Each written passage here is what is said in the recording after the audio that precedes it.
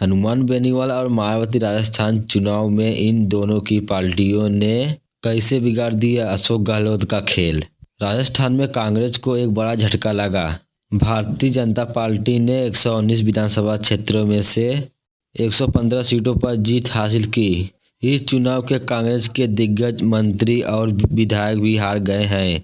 रोचक पहलू यह रहा कि राजस्थान में तीसरा मोर्चा कुछ खास कमाल नहीं कर सका। इसका सीधा फायदा बीजेपी को मिला। राजस्थान विधानसभा चुनाव के नतीजे आ गए हैं। कांग्रेस को बड़ा झटका लगा है। राज्य में अशोक गहलोत को सरकार गंवानी पड़ी है। इस चुनाव में स्विंग वोटर खुफिया बटोर रहे हैं। इन वोटर में ही राजस्थान की सत्ता में बड़ा उलटफेर किया है और रिवाज कायम रखा है। डेटा को देखा जाए तो कांग्रेस ने राजस्थान में इस बार 0.23% ज्यादा वोट हासिल किए हैं, लेकिन 30 सीटों का नुकसान हो गया।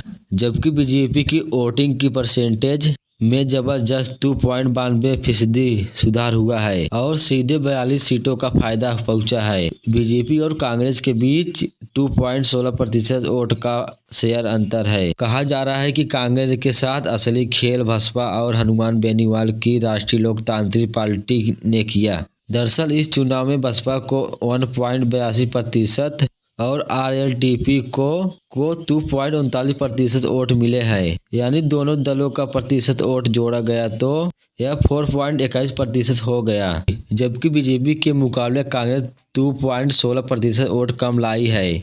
यानी आरएलडीपी और बीएसपी के वोटिंग परसेंटेज कांग्रेस के सारे वोट बिगाड़ दिए हैं। कांग्रेस के सारे समीकरण बिगाड़ दिए हैं। राजस्थान में कुल 200 सीटें हैं। एक उम्मीदवार के निधन के बाद 199 सीटों पर चुनाव हुआ है। एक दिन पहले आए नतीजे में बीजेपी को 115 और कांग्रेस को 69 सीटें मिली है, जबकि अन्य छोटी पार्टियों, निर्दलीयों और बाकियों को कुल 15 सीटें ही मिल सकी है। यानी तीसरा मोर्चा भी जबरदस्त रूप से नहीं उभर सका। राजस्थान की जनता ने सिर्फ बीजेपी और कांग्रेस के बीच मुख्य मुकाबला माना।